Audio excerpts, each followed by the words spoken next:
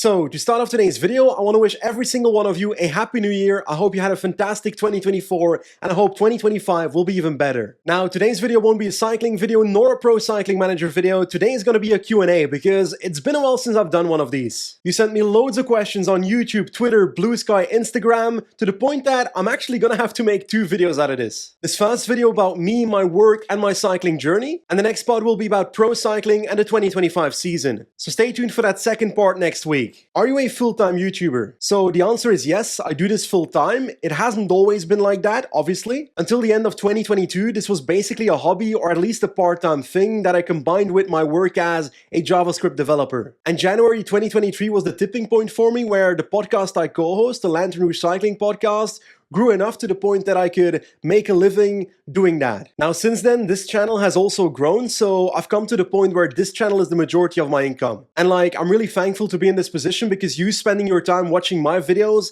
is what makes it possible for me to do this full-time to begin with. So yeah, thank you very much.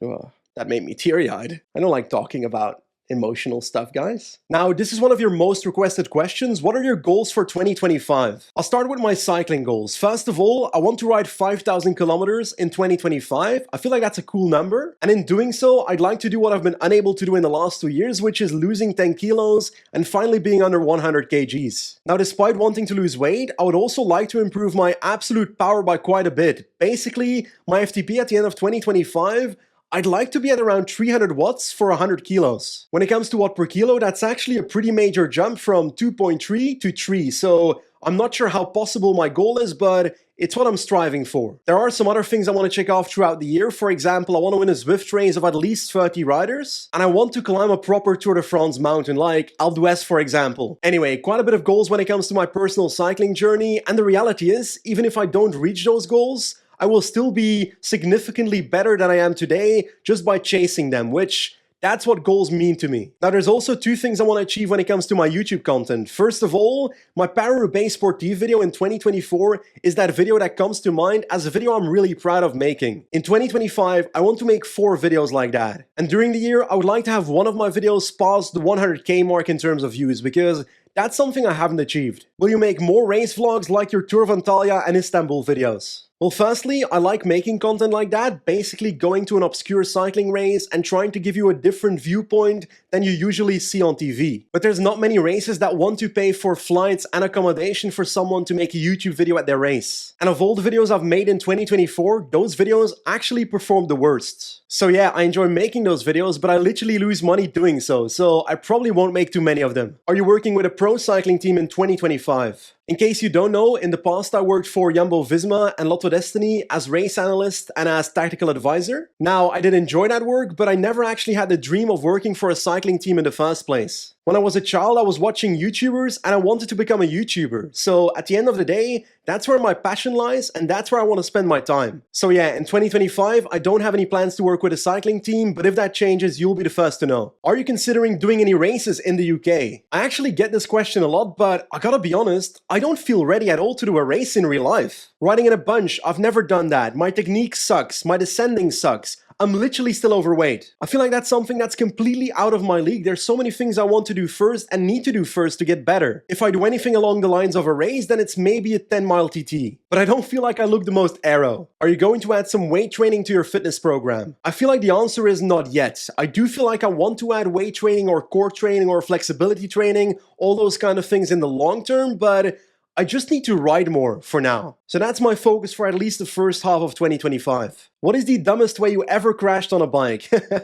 Oh no. So a couple of years ago when I started picking up indoor cycling to lose weight because I weighed 20 kilos heavier, I decided to, on a certain day, go outside and do an outdoor ride. So I walk outside with my bike, I jump on the bike, I put my feet in my click pedals. What do you call those in English? Clipless pedals. That makes no sense. You literally clip in your feet. That makes no sense. Anyway, I clip my feet in my pedals and I start cycling and I realize, okay, this is not indoor cycling. I'm not stationary and I'm trying to get my feet out of my clip pedals immediately after like 2 meters and I just fall over. Now that stupid crash did actually have consequences because I had a small fracture near my elbow and I still feel it sometimes when I'm riding, so I'm scarred for life. And the worst part about this stupid story is that when I fell, it was literally 2 meters from my house because I just started, so I was so ashamed of going back home and tell my dad I fell after 2 meters, So I literally walked for 3 kilometers, 1.5k away from my house and 1.5k back to arrive back at the house and pretend that I fell 1.5 kilometers later. That is so stupid. Anyway, I survived and I can use clipless pedals now. What is your favorite Zwift route? In the past, I always said Tempus Fugit because, well, it's flat and I like that. But I'm actually starting to enjoy climbing routes on Zwift quite a lot, so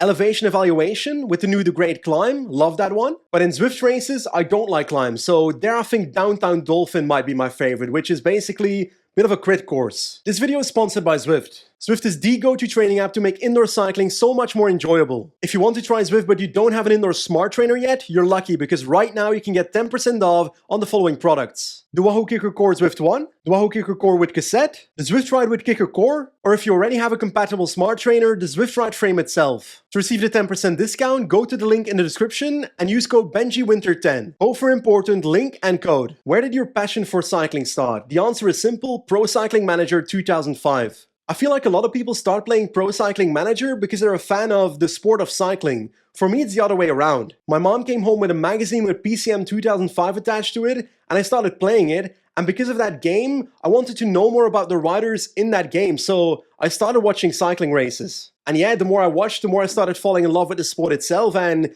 by 2010, I was in love. What is your favorite cycling team? To be honest, I don't think I have a favorite cycling team. I've been a fan of specific cyclists in the past, for example, Vincenzo Nibali, Cadel Evans, Heinrich Hausler, and because of those riders, I maybe liked that team in that specific season, but I never really had a bond with the team itself. I just like the teams where my favorite cyclists are at. And that brings me to the next question: who is your favorite cyclist? I feel like that's a hard question for me to answer because I have friends in the peloton, so I would directly point at those riders that I have a friendship with as the ones that are my favorite cyclists. But I don't really have that cyclist that I look up to as an idol. Anyway, I'll turn the question around. Who is your favorite cyclist? The Ronde van Vlaanderen or Paris-Roubaix? I would like to start by apologizing already to Flanders because I feel like I'm about to lose my passport, but the answer is Paris-Roubaix. Simply said, Paris-Roubaix is a race that I look forward to every single year. You've got the Gate to Hell through Arenberg, which opens up the action. To be honest, these days, the action is open up earlier, but it's such a mythical race with the velodrome at the end. The images in my head from my childhood, all of it points to Paris-Roubaix. Do you watch Cyclocross? I'm afraid the answer is no. When I watch it, I do enjoy it, but for me, I really need those 2 months of no cycling in November and December to kind of get my head in order before the new cycling season starts. Because for me personally, if I watch 12 months of cycling in a row, I'll probably burn out on cycling and not enjoy it as much. Why did you decide to move to the UK? I swear, every time I tell someone that I moved from Belgium to the UK, they think I'm crazy. But I've actually got a really good reason, and it all started back in 2022 at the start of the Giro in Hungary. Basically, I met someone, she became my girlfriend, and now my wife. And she's British. And reality is, with my work, I can work from anywhere and she couldn't, so I decided to move to the UK. As simple as that. I did it for love, guys. Is that what you wanted to hear? How is cycling in the UK? So for context, I lived in Nottingham, Farnborough, and now in Oxford. Simply said, when I cycled outdoor in Farnborough or Nottingham, I felt like there was at least a 20% chance I wouldn't come home. Because there was a lot of traffic and the driver culture in the UK just isn't good. But now in Oxford, I feel like it's a bit better because there's less traffic in the roads around me. And like, I've got a gravel bike now, so I try to find gravel routes instead of road routes, so that's how I solve that as well. But let's be real, it shouldn't be like that. When I go out for a cycle, I don't want to feel like there's a chance that I'm going to die on the road that same day. Anyway, let's keep it positive. What's your favorite place to ride? I've actually got two polar opposite answers to this, starting off with Andorra, great weather, but also driver culture is a lot better,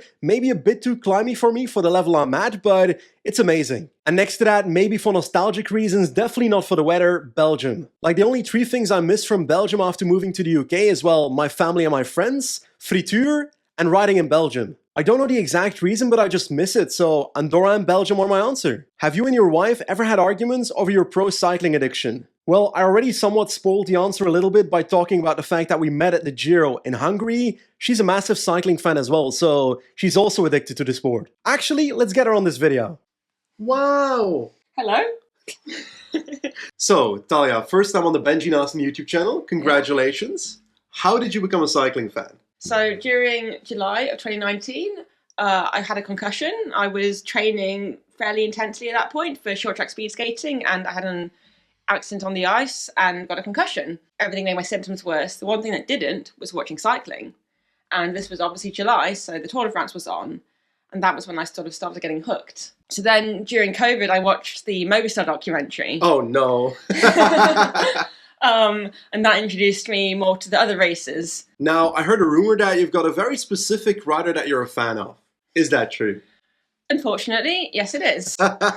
You sound ashamed. Yes, so my favourite cyclist is, unfortunately, Joao Almeida. And that happened during the Giro of 2020. And I saw this guy in the pink, fighting every day. And I was rooting for him to carry on and hold it. And yeah, I just got emotionally invested. And once I got emotionally invested, I couldn't stop. And to this day, I am still emotionally invested. Oh, painful. Every time I've got my heart rate going. Now, my last question for you. 2025 is here. What are you most looking forward to in the next season? Oh, I have to say women's cycling. And Same. that is because over the off-season, there's been a lot of transfers. Men's cycling this last season's been a little bit disappointing. And I don't really see any major transfers to improve that. But I am hoping to be pleasantly surprised. Anyway, there you go. That's the end of today's Q&A video. There's going to be a second part next week about pro cycling. So if you have any questions about specific riders or the 2025 season, drop them in the comment section below. But for now, as always, thank you for watching and I'll see you next time. Goodbye.